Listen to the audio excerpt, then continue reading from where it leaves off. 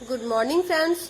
तो इसके पिछले पार्ट्स में हम लोगों ने डाइजेस्टिव सिस्टम के कुछ अंगों के बारे में पढ़ा। उसमें जो सहायक अंग होते हैं, जैसे हम लोग टीथ के बारे में जाने, हम लोग टंग के यानी कि जीभ के बारे में जाने। जीभ की जो ग्रंथि होती है, कौन कौन सी ग्लैंड पाई जाती है, कौन ग्लैंड का सिक्रेशन मतलब जो उससे निकलते हैं एंजाइम कौन कौन से होते हैं, ठीक है। एंजाइम का कार्य क्या होता है, कौन से कितने टाइप्स के एंजाइम होते हैं, ठीक है, उसके बारे में पढ़ा। कुछ हम लोगों ने और एक्स्ट्रा भी पढ़ा है। तो आप लोग जो भी आज नया वीडियो देख रहे होंगे, आप जो है इसमें जाइएगा, जो प्लेलिस्ट बना हुआ है उसमें और उसके पार्ट्स के बारे में दिया हुआ है, तो आप पढ़ लीजिएगा। तो चलिए हम शुरू करते हैं, आज नेक्स्ट टॉपिक शुरू करते हैं। इसमें अगला इसका जो पार्ट्स है तो क्या है, फेरिंग्स, ग्रसनी आज हम लोग पढ़ेंगे। ग्रसनी, ग्रासनली, ओसोफेगस का क्या वर्क है, इसके साथ में पढ़ेंगे स्टमक यानी जो हमारा आमाशय होता है, उसमें कौन कौन से मतलब जठर रस वगैरह जो गैस्ट्रिक जूस पाए जाते हैं। इसके साथ पहले हम पढ़ लेते हैं, पहले हम थोड़ा देख लेते हैं इसमें जो फिगर होता है, यानी कि जो हमारी पूरी बॉडी का स्ट्रक्चर होता है, खासकर डाइजेशन सिस्टम में कौन कौन से अंग इसमें शामिल होंगे, थोड़ा उसके बारे में हम जान लेते हैं। पहले उसको थोड़ा देख लेते हैं कि कौन कौन से पार्ट है। देखिए, चलिए आप इसको देख लीजिएगा या तो फिर आप इसको स्क्रीनशॉट कर लीजिएगा। देखिए, पहला तो यहाँ पे हम लोग शुरू करते हैं। यहाँ हमने बताया था जो पाचन की क्रिया होती है वो सबसे पहले कहाँ से, मुख से हमारे शुरू हो जाती है। एंजाइम कौन सा होता है मैंने बताया था आप लोग को, लाइसोजाइम होती है, टाइलिन होती है। टाइलिन सबसे पहले सिक्रेशन इसका पाचन करती है, स्टार्च का करती है, वो 30% यहाँ पे हो जाता है। तो यानी कि यहाँ पे दांत की बात, दांत हम लोग पढ़ चुके हैं, हम लोग पढ़ाए भी। दांत कितने टाइप्स के होते हैं इसमें, ठीक है, 4 टाइप्स के होते हैं, सभी आपको पता है। नहीं पता होगा आप देखिएगा इसके पहले वाले वीडियो को। यहाँ लाल ग्रंथि के बारे में हमने बताया था, लाल ग्रंथि भी हो गया है, ठीक है। जीभ हो गया है, यहाँ निगल द्वार यानी जहाँ से हम क्या करते हैं, कोई चीज क्या करते हैं, हमारा जो भोजन होता है ग्रसनी यानी यहाँ से होके जाता हुआ यानी फेरिंग से।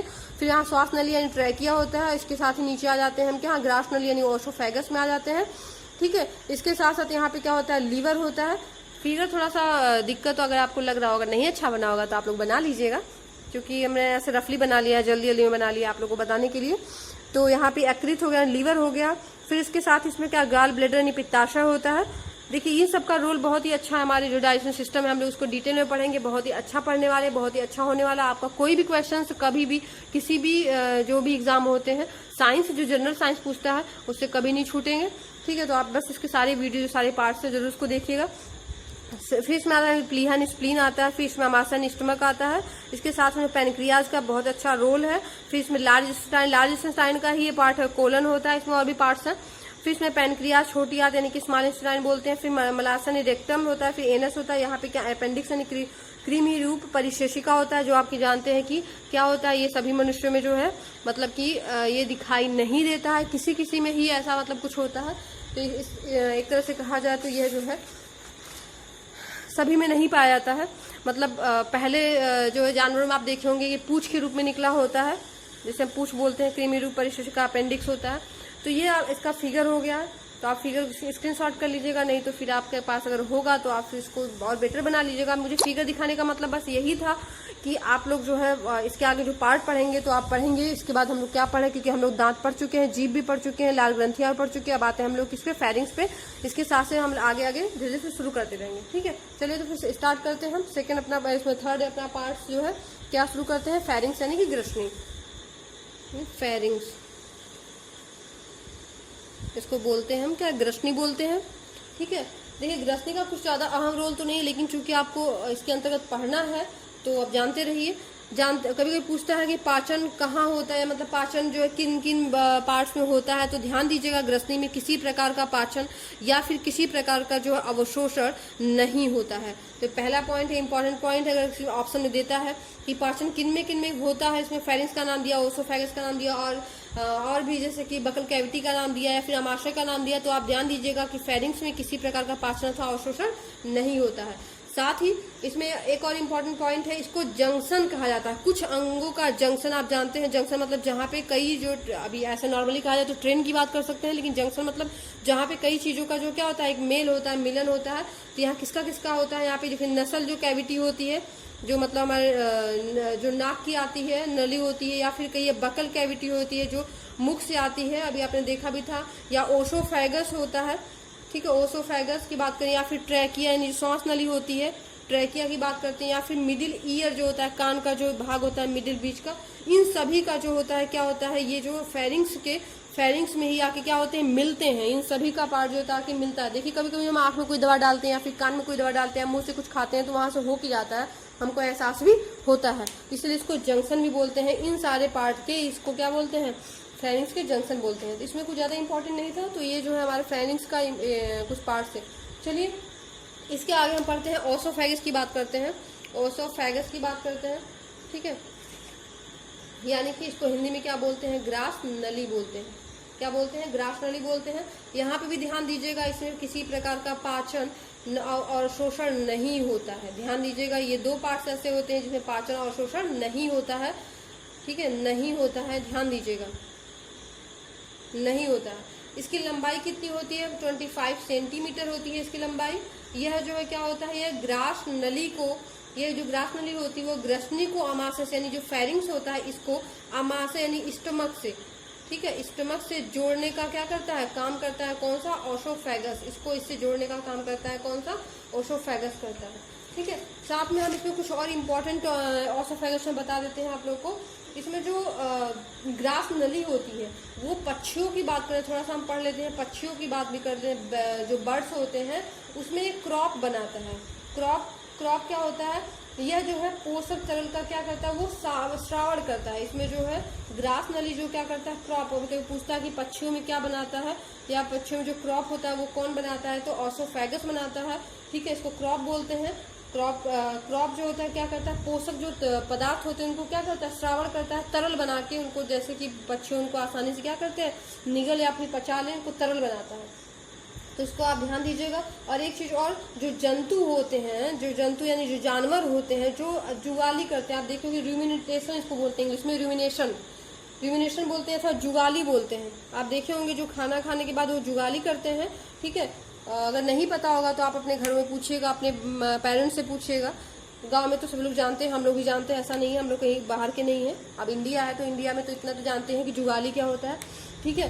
तो यहाँ पे जो जुगाली करते हैं, तो ये जो जुगाली जो पार्ट करने में जो सहायक होता है वो ओसोफेगस ही क्या करता है, जंतुओं में जो है जुगाली करने में सहायक होता है। ये जो है क्या, जो शाकाहारी जंतु होती है उसमें ऐच्छिक मांसपेशियों के बनी होती है। जो ओसोफेगस होता है वो ऐच्छिक मांसपेशियों का बना होता है, और ये जुगाली करने में क्या होता है, सहायक होता है। लेकिन ध्यान दीजिएगा, जंतु यानी कौन से जंतु होंगे यहाँ पे, क्या होगा, शाकाहारी जंतु, क्योंकि वही जुगाली करते हैं। ध्यान दीजिएगा, इसलिए मैंने दोनों पॉइंट बता दिया, क्योंकि कभी कभी हो सकता है आप लोग को मिस्टेक कर जाए, ठीक है। तो ये आपको क्लियर हो गया, फेरिंग्स क्या होता है और ओसोफेगस क्या होता है। आप चलिए नेक्स्ट इसमें आप पढ़ते हैं, हम स्टमक के बारे में पढ़ते हैं। देखिए इसमें इतना ही इंपॉर्टेंट था, ठीक है, और कुछ इसमें खास इंपॉर्टेंट नहीं है। इंपॉर्टेंट होता है हम आपको जरूर बताते हैं। हाँ, अगर आपको कुछ लगता है कुछ छूट गया है, कुछ और पॉइंट्स होना चाहिए था, तो आप जरूर कमेंट बॉक्स में बताइएगा, हम उसको आगे बताएंगे, आगे उसको देखेंगे, ठीक है। तो हम बात करते हैं स्टमक की बात करते हैं। स्टमक यानी कि अमाशय की बात करते हैं, अमाशय, ठीक है। स्टमक यानी अमाशय की बात करते हैं। चलिए हम इसमें पढ़ते हैं क्या, इसकी लंबाई पहले हम जानते हैं। इसकी लंबाई कितनी होती है, इसकी लंबाई होती है लगभग 30 सेंटीमीटर होती है।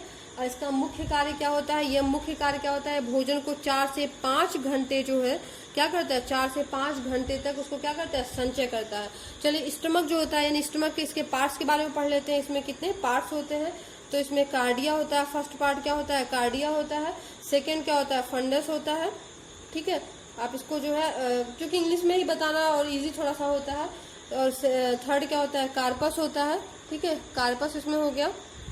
और इसमें फोर्थ लास्ट पार्ट क्या हो गया, फाइलोरस हो गया, ठीक। ये जो इसके 4 पार्ट्स होते हैं, हम 4 पार्ट्स को डिटेल में नहीं बताएंगे, आप परेशान मत होइएगा, क्योंकि सभी के लिए इंपॉर्टेंट नहीं है, खासकर जनरल साइंस की बात करें। लेकिन हाँ, इसमें कुछ आप जान लीजिए, जो फाइलोरस जो यानी कि अगर पूछता है स्टमक का जो लास्ट पार्ट होता है, फाइलोरस से बोलते हैं। यदि गैस्ट्रिक अल्सर की बात करें, यानी कि जो हमारे स्टमक जो पेट में जो अल्सर होता है, अगर वो किस पार्ट में होता है पूछता है, तो आप जानिएगा वो स्टमक के फाइलोरस पार्ट में होता है। ये ध्यान दीजिएगा। गैस्ट्रिक जो अल्सर की बात करता है, जो यानी कि एक नहीं कहते हैं कि अल्सर हो गया है, एक गांठ बन जाती है, एक तरह से कहिए कि रोग होता है, बीमारी होती है, तो अल्सर की बात करते हैं, तो ये किस में होता है, इसी पार्ट में होता है, ठीक है। चलिए हम इसमें अपने नेक्स्ट पढ़ते हैं कि इसमें जो है गैस्ट्रिक जूस वगैरह कहाँ पाई जाती है, या फिर इसका वर्क क्या होता है। क्योंकि अब जठर रस की बात करते हैं, यानी कि गैस्ट्रिक जूस की बात करते हैं, तो इसमें किसमें होता है, वो किसमें होता है, स्टमक में ही होता है, जूस की बात करते हैं, यानी इसको हिंदी में क्या बोलते हैं, जठर रस बोलते हैं। वो कहाँ पे है, अगर पूछता है कहाँ से सिक्रेशन होता है इसका, या कहाँ से निकलता है, कहाँ पाया जाता है, तो किसमें होता है, स्टमक यानी कि आमाशय में पाया जाता है। जठर रस जो होता है, जठर रस में क्या क्या होते हैं इंपॉर्टेंट फैक्ट्स आप उसको देख लीजिए। इसका पीएच कितना होता है पहले वो जानिए। इसका 2 से 3 इसका पीएच होता है, वो यानी कि क्या होता है, एसिडिक होता है। कैसा होता है, एसिडिक होता है। इसके साथ साथ उसमें क्या पाया जाता है, HCl पाया जाता है। HCl यानी कि हाइड्रोक्लोरिक एसिड। अब चूंकि इसका नाम ही हो गया है क्या, हाइड्रोक्लोरिक एसिड, चूंकि अब एसिड है तो आप समझ जाइए कि ये माध्यम को कैसा बनाता है, ये स्टमक के माध्यम को क्या करता है, अम्लीय बनाता है। कैसा बनाता है, अम्लीय बनाता है। अब चूंकि अम्लीय बनाता है तो आप समझ जाइए भोजन का पाचन जब होता है, यानी सबसे पहला उसका माध्यम कौन सा मिलता है, अम्लीय मिलता है। करके पूछता है सबसे पहला माध्यम कौन सा होता है, या सबसे पहले किस माध्यम से गुजरना पड़ता है, तो वो अम्लीय होता है भोजन को। ठीक है, इसके साथ साथ चूंकि एसिडिक होता है तो भोजन को क्या करता है, जब 4 से 5 घंटे जब हमारे पेट में भोजन रहेगा तो उसको क्या करता है, ये सड़ने से बचाता भी है। क्या करता है, हमारे पेट में जो भोजन होता है उसको सड़ने से बचाता है। इसके साथ साथ क्या करता है, जो इसमें एंजाइम पाए जाते हैं उस जो इनएक्टिव अगर स्टेज में है तो उसको क्या करता है, वो एक्टिव बनाता है। क्या करता है, उसको एक्टिव बनाता है। इसके साथ साथ क्या करता है, जो हार्ड पार्टिकल होते हैं, यानी जो भोजन का जो हार्ड पार्टिकल होता है, यानी जो कठोर होता है, टुकड़ा होता है, उसको क्या करता है, सॉफ्ट बनाता है। क्या करता है, इसको सॉफ्ट, चूंकि एसिडिक है तो उसको क्या करेगा, सॉफ्ट बनाएगा। इतनी सारी बातें, यानी कि जो जठर रस यानी जो ये जो गैस्ट्रिक जूस होता है उसका वर्क क्या क्या होता है तो क्लियर हो गया। ठीक है, या इसमें कौन कौन से पार्ट पाए जाते हैं, या कौन से एसिड पाए जाते हैं, या उसका जो है कैसा होता है, अम्लीय क्षारीय क्या क्या होता है, तो इसका पीएच कितना होता है, ये सारी चीजें क्लियर हो गई। चलिए हम इसमें पढ़ते हैं एंजाइम। इसमें जो नेक्स्ट आता है, इसमें एंजाइम कौन सी पाए जाते हैं। देखिए, आप कुछ पढ़िए या ना पढ़िए, लेकिन आप एंजाइम जरूर, जितने भी एंजाइम्स होते हैं उनका एंजाइम्स का वर्क क्या होता है आप उसको जरूर देखिएगा। तो हम एंजाइम की बात कर रहे हैं। एंजाइम चूंकि बहुत इंपॉर्टेंट होता है, जितना मैंने पार्ट्स पढ़ा है उसमें एंजाइम आप जरूर इसमें ध्यान रखिएगा। इसमें एंजाइम की बात करते हैं तो इसमें 2 टाइप्स के एंजाइम होते हैं। एक पेप्सिन होता है, पहला कौन सा, पेप्सिन होता है। सेकेंड कौन सा होता है, रेनिन होता है। पेप्सिन होता है और सेकंड कौन सा, रेनिन होता है। और यह जो है, इसमें जो एंजाइम होते हैं वो कैसे होते हैं, वो प्रोटीन पाचक एंजाइम होते हैं। ध्यान दीजिएगा, इसमें जो एंजाइम होते हैं वो कैसे होते हैं, प्रोटीन पाचक होते हैं।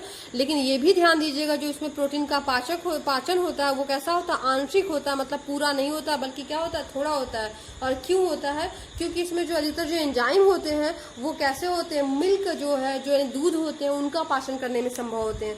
तो इसीलिए जो चूंकि हम जो बड़े लोग खाना खाते हैं वो ऐसे कुछ इसमें ऐसे खाना तो खाते नहीं जो पूरा केवल दूध ही खाएं। तो खास करके क्या छोटे बच्चों के लिए ज़्यादा, या छोटे बच्चों में जो दूध का सेवन करते हैं उनके लिए ज़्यादा ये जो एंजाइम अच्छा होता है। या फिर ये कहिए कि से जो स्टमक में जो पाचन होता है उनका पूरी तरह से हो जाता है। लेकिन अगर एक मनुष्य की बात करें, स्वस्थ मनुष्य की बात करें, तो उसमें जो प्रोटीन का पाचन होता है वो कैसा होता है, आंशिक होता है। ये आप ध्यान दीजिएगा। अगर पूर्ण पाचन की बात करें तो वो स्मॉल इंटेस्टाइन में होता है, लेकिन अगर आंशिक पाचन की बात करते हैं तो ये कहाँ पे होता है, स्टमक में होता है। और ये 2 एंजाइम होते हैं, पेप्सिन और रेनिन होते हैं। ठीक है, अब देखिए रेनिन जो होता है वो क्या करता है, नवजात शिशुओं में जो रेनिन होता है वो नवजात यानी जो छोटे जो बच्चे होते हैं, वो नवजात जो शिशु होते हैं उनमें ये जो ज्यादा पाया जाता है। और ये क्या करते हैं, मिल्क प्रोटीन का क्या करते हैं, पाचन करते हैं। मिल्क प्रोटीन आप जानते होंगे, अगर नहीं जानते हैं तो याद कर लीजिएगा। मिल्क प्रोटीन कौन सा होता है, कैसिन होता है। कौन सा होता है, कैसिन इसको बोलते हैं, केशिन बोलते हैं। ठीक है, इसको क्या बोलते हैं, केशिन, यानी कि जो मिल्क प्रोटीन होता है वो क्या होता है, केशिन होता है। तो इसमें जो है जो केसिन की प्रक्रिया और जो केसिन होता है वो किस में सहायक होता है, केवल कर्डलिंग की प्रक्रिया में सहायक होता है।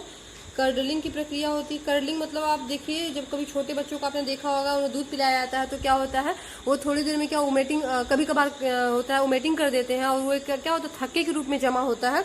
तो वही प्रक्रिया क्या होती है, कर्डलिंग की प्रक्रिया होती है। तो इस कर्डलिंग की प्रक्रिया में ये जो है सभी में नहीं होती, छोटे बच्चों में होती है। इसलिए जो रेनिन होता है वो केवल जो क्या होता है, ये छोटे बच्चों में पाई जाती है। यानी एडल्ट की बात करें अगर से हम, तो एडल्ट में क्या होता है, ये अब्सेंट होता है। तो आप ध्यान दीजिएगा कि रेनिन जो होता है वो एडल्ट में अब्सेंट होता है। और मेन रूप से अगर प्रोटीन पाचन की बात करते हैं, वो अगर छोटे बच्चों में भी बात करें हम, तो ये क्या होता है, मिल्क प्रोटीन को केवल क्या करता है, कर्डलिंग की प्रोसेस ही करने में सहायक होता है, न कि प्रोटीन पाचक। प्रोटीन पाचक पूरी तरह से नहीं, बल्कि ये कहीं आंशिक पाचन की बात करें तो मेन रूप से पेप्सिन में होता है। लेकिन ऐसा नहीं है कि वो रेनिन का कोई रोल नहीं। रेनिन जो है कर्डलिंग की प्रक्रिया करता है और साथ में कुछ जो है प्रोटीन के भी पाचक में वर्क करता है। तो यदि प्रेजेंट या एब्सेंट की बात करते हैं तो यह जो है क्या एडल्ट में एब्सेंट होता है। ठीक है, इसके साथ ही हम थोड़ा आर्टिफिशियल की बात कर लेते हैं। तो जो कि आर्टिफिशियल अगर रेनिन की बात करते हैं तो ये जो बछड़े होते हैं, बछड़े के जो है अमाशय से इसको पहली बार निकाला गया था। ठीक है, आज भी जो रेनिन का प्रयोग होता है वो पनीर उद्योग में किया जाता है। इसका प्रयोग जो होता है रेनिन का पनीर उद्योग में किया जाता है। तो ये सारी आपको मेन पॉइंट्स हुआ स्टमक के बारे में। आप लोगों ने जो भी आज स्टडी किया, इसमें कुछ भी अगर इंपॉर्टेंट टाइप्स आपके या कुछ इंपॉर्टेंट फैक्ट्स आपको छूट रहे होंगे तो आप कमेंट बॉक्स में जरूर बताइएगा।